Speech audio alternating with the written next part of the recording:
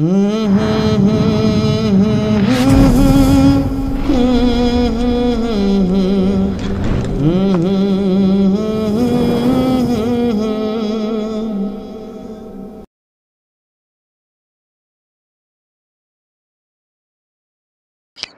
মুর্শিদের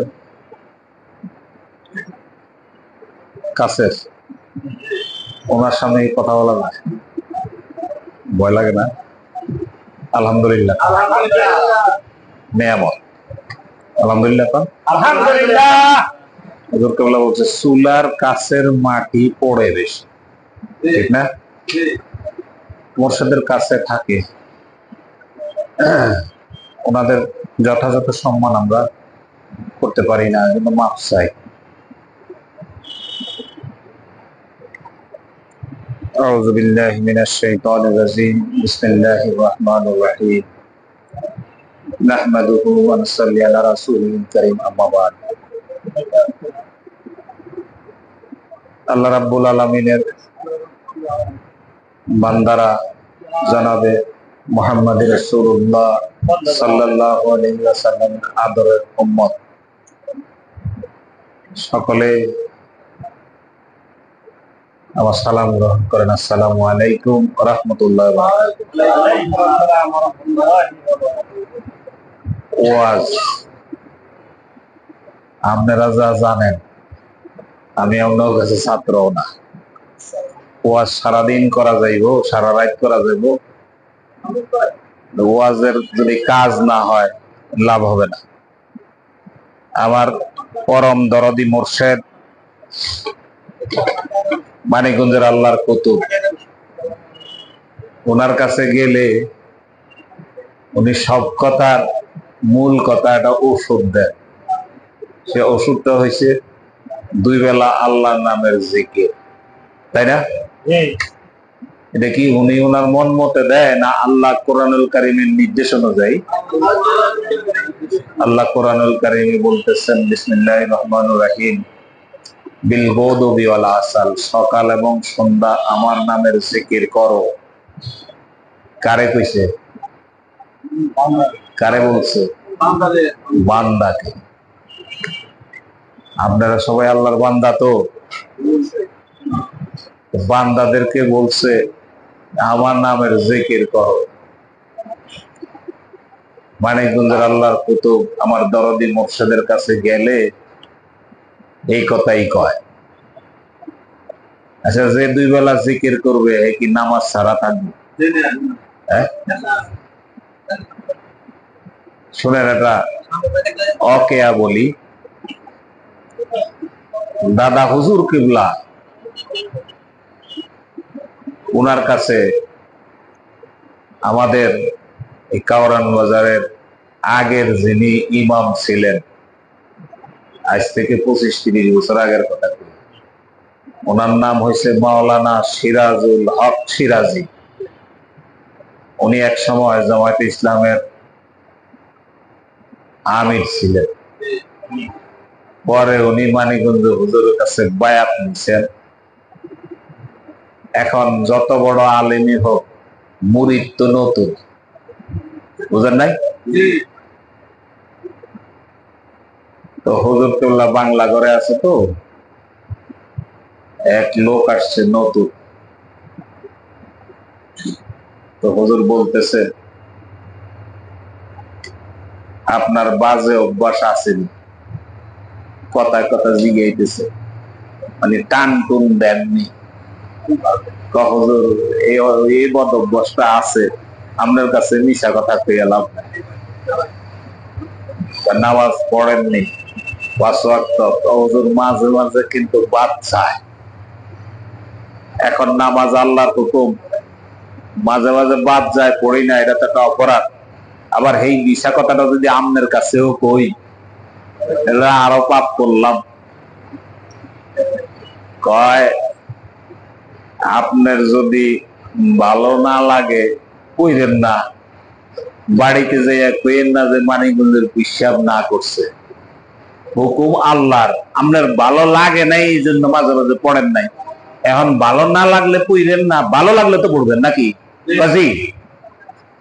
কয় বিড়ি কয় প্যাকেট খান? হুজুর ডেলি 1 প্যাকেট লাগে। কয় ভালো যদি লাগে আপনি 3 প্যাকেট খাইয়েন, ভালো না লাগলে খাইয়েন না। তা আপনার সব কথাই আমি রাখলাম, শুধু একটা কথা আপনি আমার রাখেন, এইটা মিস করেন না, আপনি আমার সাথে ওয়াদা দেন। সকালবেলা 21 মিনিট, সন্ধ্যায় 21 মিনিট, এই 42 মিনিট আপনি আমার কাছে 20,000। এই 42 মিনিট আপনি শুধু চুপ থাকবেন, আমি যা বইলা দিই তাই বলবেন। পারবেন না? কাজী হুজুর পারো।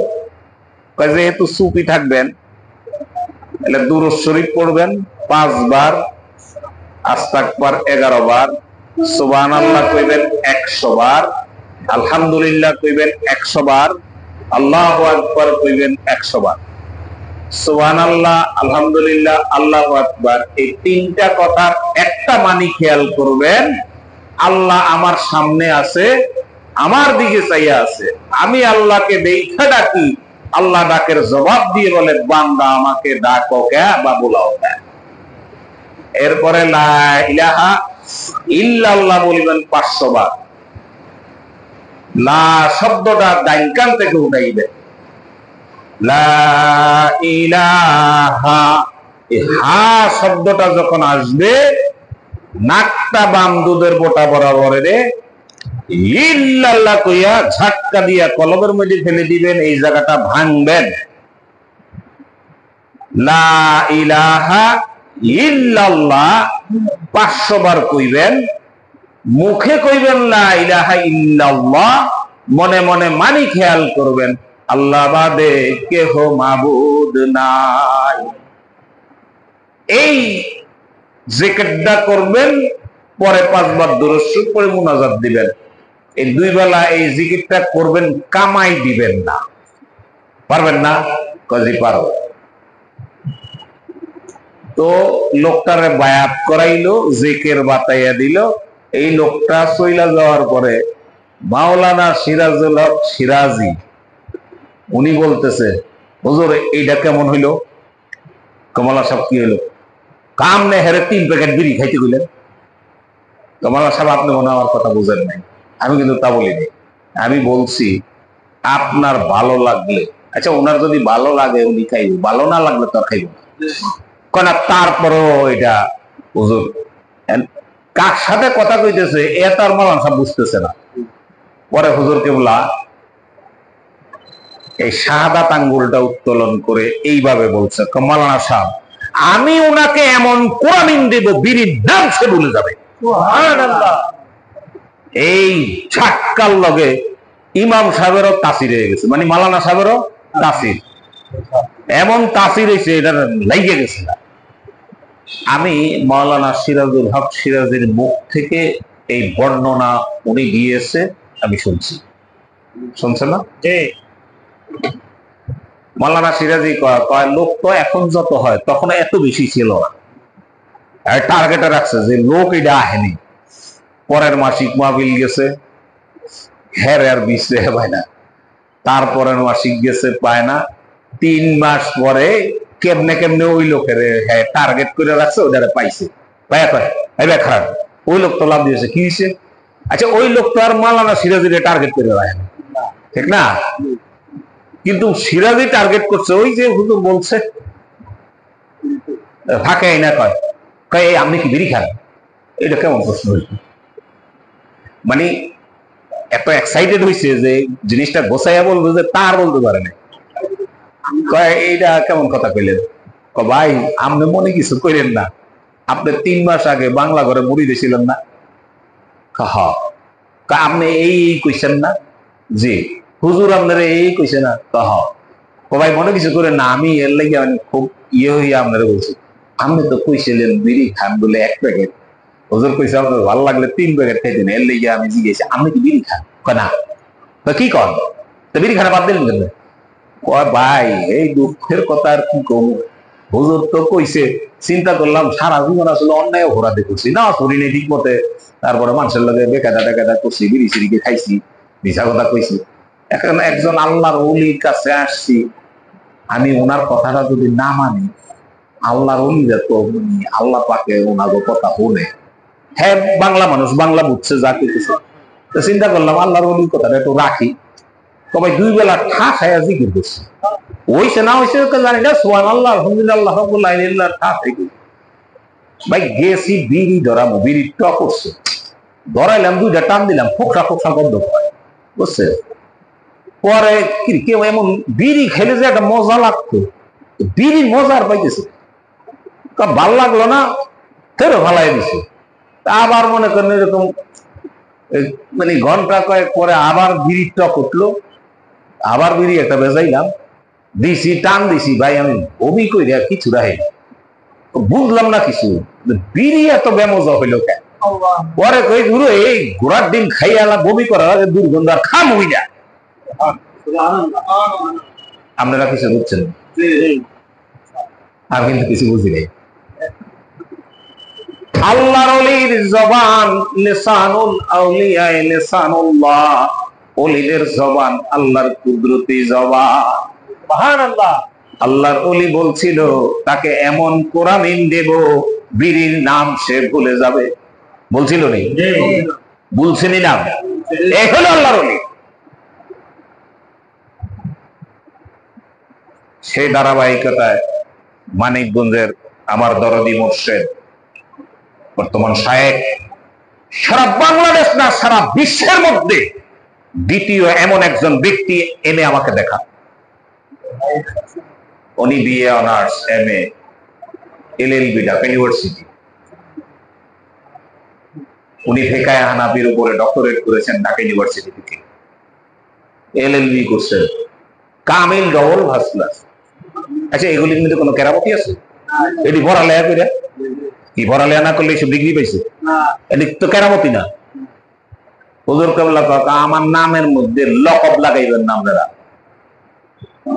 ইমামুল মুরসালিন, অমুক ইয়ে, গাউসুল আজম, এত কিছু দরকার।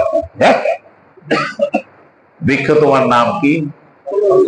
বলে হাক্কানি আল্লাহর ওলি আপনি বুঝবেন কেমনে? উনি যে হাক্কানি ওলি, উনি না যে ওলির দরবারে জানেন যে হাক্কানি আল্লাহর ওলির দরবার কেমনে বুঝবেন? উনি যে আপনি বলতে হবে, ওইটাই বলছি। হাক্কানি আল্লাহর ওলি আপনি বুঝবেন যে ওলির দরবারে গেলে সুন্নাতের কোনো খেলাপ পাবেন না। সুবহানাল্লাহ কোন? সুবহানাল্লাহ। সুবহানাল্লাহ কিন্তু আপনি টাকা দেওয়া লাগবে না, কমু সাথে সাথে উত্তর দিয়ে লাগে।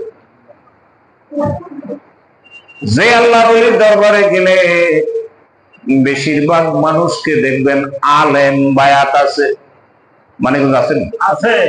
আসেনি। কারণ সাধারণ মানুষ ওলি আল্লাহ টের কম পায়, আলেমরা ভালো টের পায়। কি সুন্নাতের খেলাপ নেই, বেশিরভাগ আলেম ওলামা, তাদের মধ্যে ধর্মবিরোধতা, ভদ্রতা, নর্মতা, সভ্যতা এগুলি পাবে নিঃসন্দেহে। এটা হক দরবার শরীফ। আরেকটা জিনিস বলি, আমার শায়েখ, আমার মুর্শেদ, আমার আব্বা, উনি বিশ্ব ইস্তেমার ডাক দিছে। বিশ্ব ইস্তেমা, এই বিশ্ব ইস্তেমার ডাক দেওয়ার পরে টঙ্গীতে একটা বিশ্ব ইস্তেমা হয়নি? হয়। উনাগো কান পর্যন্ত সংবাদ আইছে যে মানিকগঞ্জের পিসাব বিশ্ব ইস্তেমার ডাক দিছে। তো বিশ্ব ইস্তেমা তো আমরা তুরাগ নদীর পারে করি, উনি আবার কি বিশ্ব ইস্তেমা করেন? দেখেন, যারা বিচক্ষণ জ্ঞানী মানুষ সব জায়গায় আছে, আছে না? আছে। তো ওদের মধ্যেও তো জ্ঞানী গুণী আছে, তারা সমালোচনা না যাইয়া বলে আমরা যাইয়া দেখি। ওনারা মানিকগঞ্জ দরবার শরীফে এখানের বিশ্ব ইস্তেমা শেষ হয়েছে, বলে আমাদেরটা শুরু হয়েছে, ওনারা এখান থেকে মানিকগঞ্জ দরবার শরীফে চলে গেছে। আলেম মানুষ, হুজুর কেবলা তো আলেমদেরকে সম্মান করে, ওনাদেরকে স্টেজে জায়গা দেওয়া হচ্ছে, ওনারা মাইক ধরছে, ওনারা এনভায়রনমেন্ট দেখেছে, হুজুরের কথা শুনছে, ওনারা মাইক ধরে বলতেছে যে মানিকগঞ্জের পিসাব যে বিশ্ব ইজতেমার ডাক দিছে এটা 100% সঠিক। সুবহানাল্লাহ। কারণ এরা বিশ্ব ইজতেমা যেটা হয় শরীয়তের কিছু টুকিটাকি মাসলা মাসাইলা মানুষে আল্লাহর পথে ডাকতেছে, আর আমার শায়েখ ডাক দিছে ইলমে শরীয়ত, ইলমে তরিকত, ইলমে হাকিকত, ইলমে মারফতের বিশ্ব ইজতেমা। জানা মানা বুঝা আপনাদের সকলের দাওয়াত রইল, যাবেন। কোনো কিছু না দেখে কোনো মন্তব্য আমরা কারো বেলায় করবো না, কি বলেন? এটা কোনো ভদ্রতা পড়ে না, এটা সুন্নাতের খেলাফ।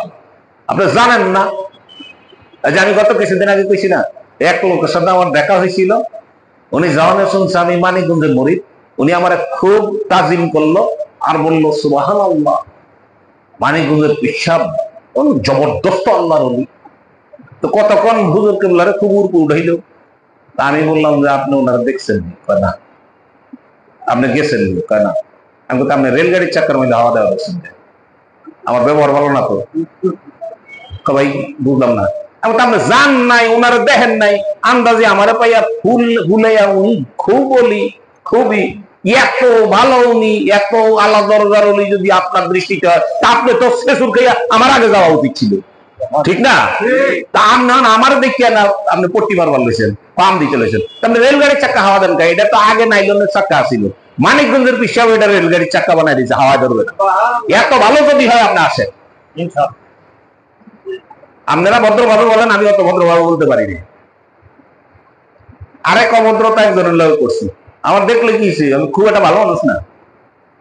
আমি একজনকে দাওয়াত করেছি, উনি তাবলীগ করে, আলহামদুলিল্লাহ, তাবলীগ তো আমরাও করি, ঠিক না?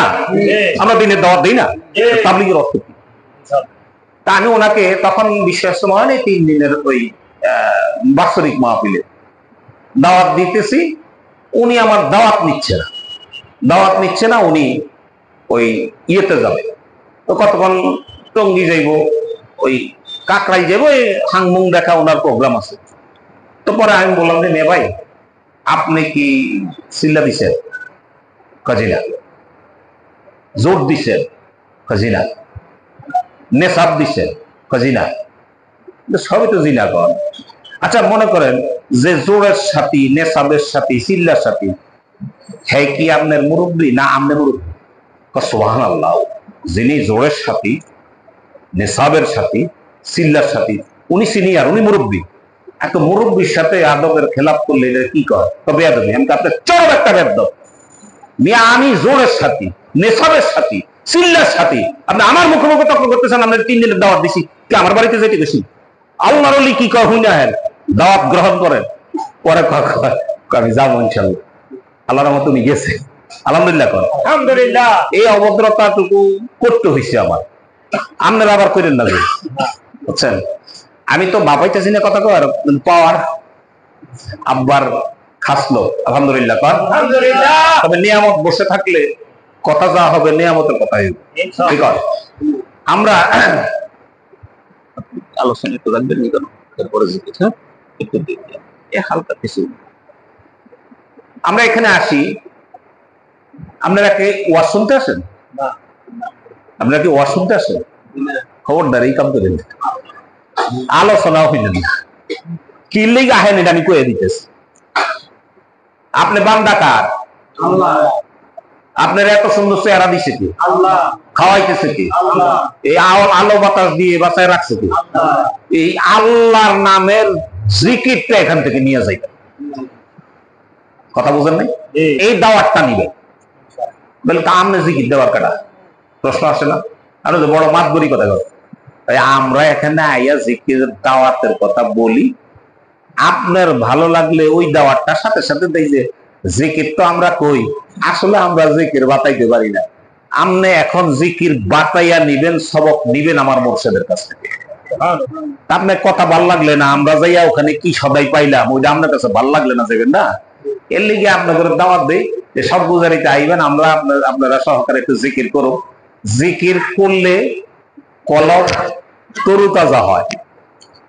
আমরা 6 নম্বর উসুলে এনে অনেক এই যে তাবলীগের অনেক ভাইরা আছেন এখানে, হ্যাঁ শোনেন, 6 নম্বর উসুল আমার জানা আছে।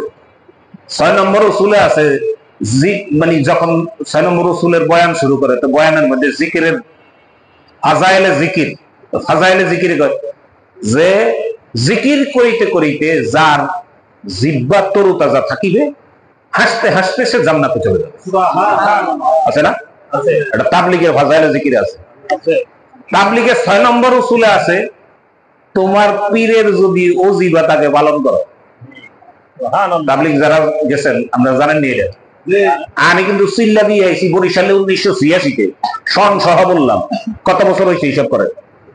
1986-এ চিল্লা দিছি বরিশাল উজিরপুর। কোনটা?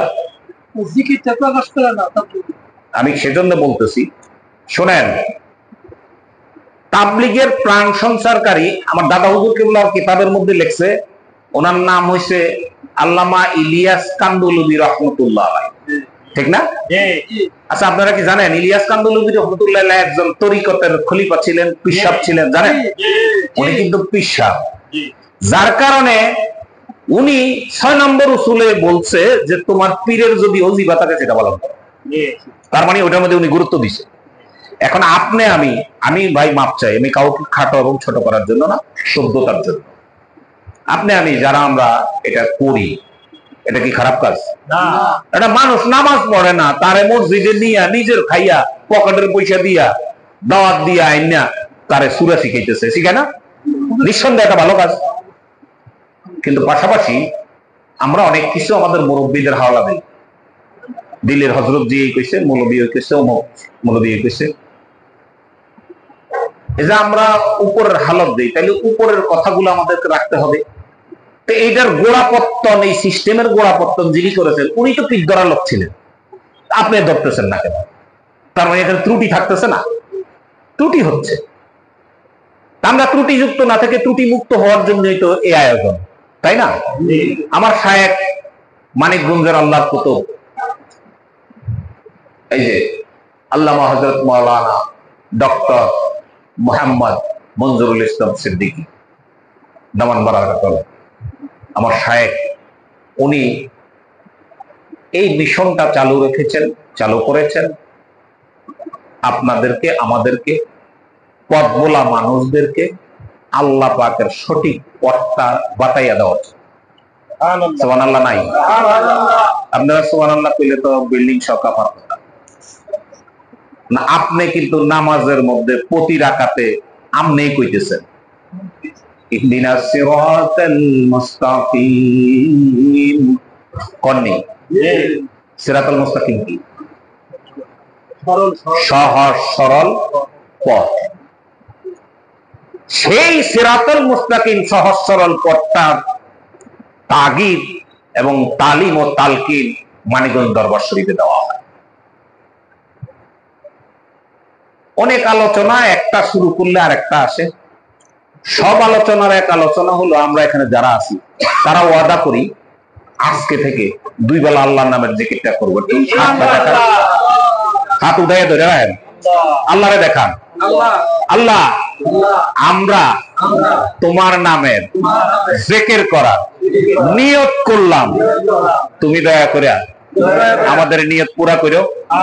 আর এই হাতগুলা তুমি রব্বুল আলামিন দয়া করে তোমার কুদরতি পায়ের সাথে লাগায়া এই মানুষগুলাকে কবুল করো। আল্লাহ তুমি দয়া করে কবুল করো, দয়া করে কবুল করো। আলহামদুলিল্লাহ, 2 বেলা আল্লাহর নামের জিকির করব। জিকিরটা শুরু করতাম, আমাদের এখানে উপস্থিত আমার মুর্শিদের কাছের, আমার মুর্শিদের খুব নিকটের মানুষ, আমাদের আত্মার ভাই, খুব মহব্বতের মানুষ, অনেক ভালোবাসে। আমার ভাই আসছে, হাফেজ মিজান ভাই, ওনার পবিত্র জবান থেকে 2 একটা মূল্যবান কথা শোনার পরে আমরা আল্লাহর নামের জিকির শুরু করে দিব। কি কারণ রাজি আছেন তো? এখন আপনাদের সামনে আলোচনা রাখছেন হাফেজ মিজান। আলহামদুলিল্লাহ।